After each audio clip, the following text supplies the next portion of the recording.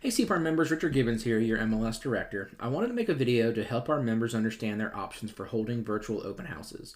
We're entering a whole new world of showing and selling homes, and I want to make sure our members are equipped to be at the head of it. First, I want to distinguish the differences between a virtual open house, virtual tours, and videos.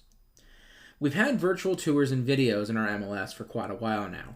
They provide a pre-recorded look at the home that allows members or consumers to look at the home at any time on demand. They could be things like a Matterport tour or a video walkthrough. These stay attached to the listing and syndicate out to publishers like Zillow, Realtor.com, and the CPAR website. They cannot have any kind of branding in them because they do stay attached to the listing. So you should not introduce yourself, your company, or have your contact information anywhere in them. However, a virtual open house is different. These are events that only happen for a short period of time in a virtual environment, basically a conference video call. So anything that you would do at a physical open house, you can do here. Let's walk through an example. Say you schedule a virtual open house for Thursday at 1 p.m. The date and time of the open house syndicates out to publishers just like a physical open house. At noon, you show up to the house a little early, just like you normally would. Prepare the house, turn on the lights, open all the windows, and all the things you would do if you were holding a physical open house, except maybe skip the cookies. You fire up a video conferencing service and people can join in virtually. You can introduce yourself and your company, share your contact information, all of that. Anything that you would normally do at an open house. You use your phone and take them around your house and show them the features of the house and talk about how great it is. When it's over, you close the app, shut down the house, and move on to the next thing on your to-do list. So let's talk about how all this works, and then a little later I'll give you some tips on creating a better experience. First, let's talk about how it works in Flex. When you add an open house in Flex, which you do under Change Listing, then click on Open House, and then you click Add, you'll now be presented with two options, in-person and virtual. When you choose virtual, you will get this screen. You enter your link to the virtual meeting in the link URL box, set your date and time, and leave any comments you'd like, and then click Next. Your open house will now show up in your open houses list with the word virtual on it, and include the link there for people to attend. This link will be available in any of the places that physical open house information is available, on member portals, on subscriptions and emails, the CPAR website, Zillow and Realtor.com will have these displayed soon as well. They're not right now, but rest assured I'm working on making that happen just as quickly as possible. That's all fine and dandy, but Richard, you ask, how the heck do I do a video conference? FlexMLS has programmed their URL link box so that it'll accept meeting links from any of these providers. You'll have to do your research and see what is best for you in terms of cost, ease of use, etc.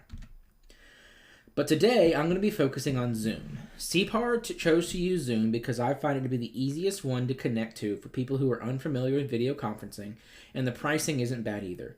Regardless, all these systems work in a similar manner.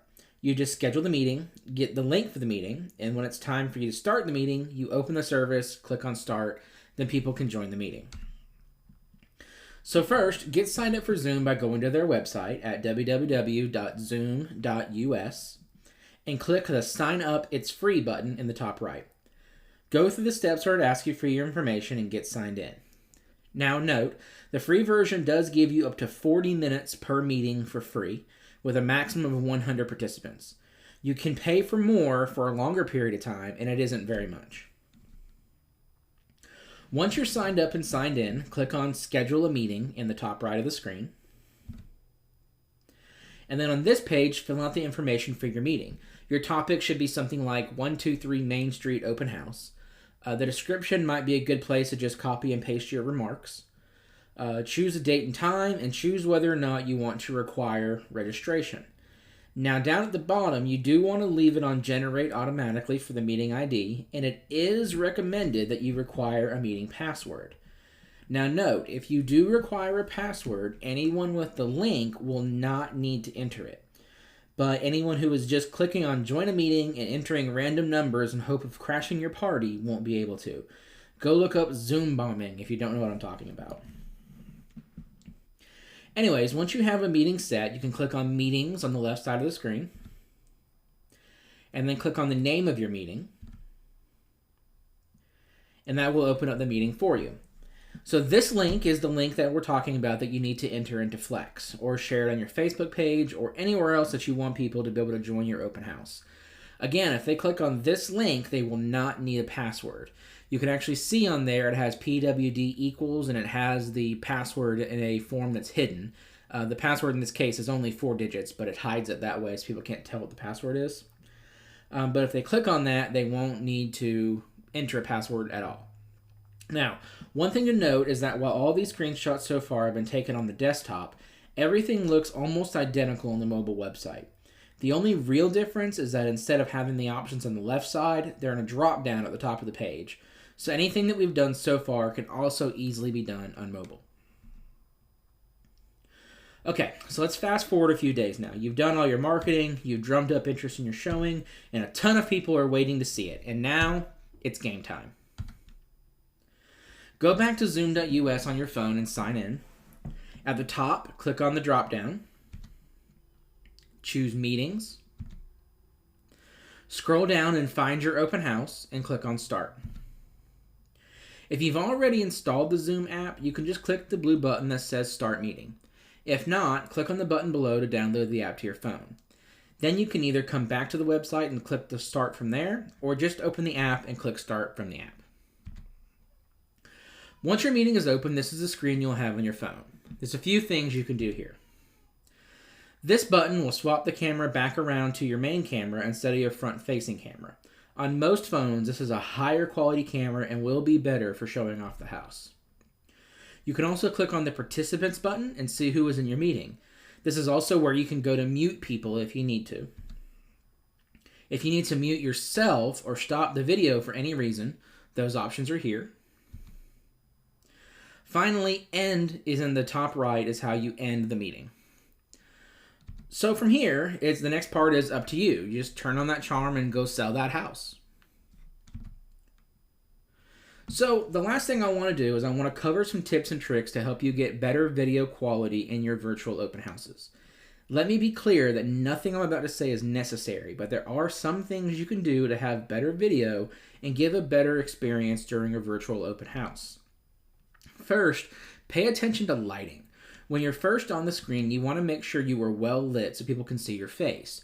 Try to find soft, indirect lighting, like from facing a window, rather than harsh downward lighting, like from recessed lights. Open windows, turn on lights, do whatever you need to do to make the whole house as visible as possible. But when you're walking around, try not to point your camera directly at an open window because it will wash out the video. Cell phone cameras are especially bad about this, so when you're showing off that bedroom, walk into the room and get the window at your back to get a much better shot. Second, many phones have image stabilization now, which is great, but if you have an older phone, your video might be really shaky. Even if you have a new phone, but you're the excitable type that moves around a lot, that can make your video shaky as well. The last thing you want to do is give people motion sickness while they're looking at what you hope to make their dream home. I recommend testing your video with someone you know to determine if you need something to fix shakiness or not. Now, if you do need something to fix that, one item that is usually around $100 to $200 that will make a big difference is called a gimbal. The basic idea is that it stabilizes your phone for you, so you always have a perfect stable image with no shakiness, which will improve your image and video quality immensely. Now, this is just a random picture one. This isn't necessarily the exact one I'd recommend, so do your research and find the one that is right for you. Like anything else, they range wildly in price, features, and quality, and you do get what you pay for. It's just up to you to decide how much is worth paying for. That's all I have for today. As always, if you have any questions, feel free to reach out to anyone on CPAR staff, and we will be happy to help. Stay well and have a great day.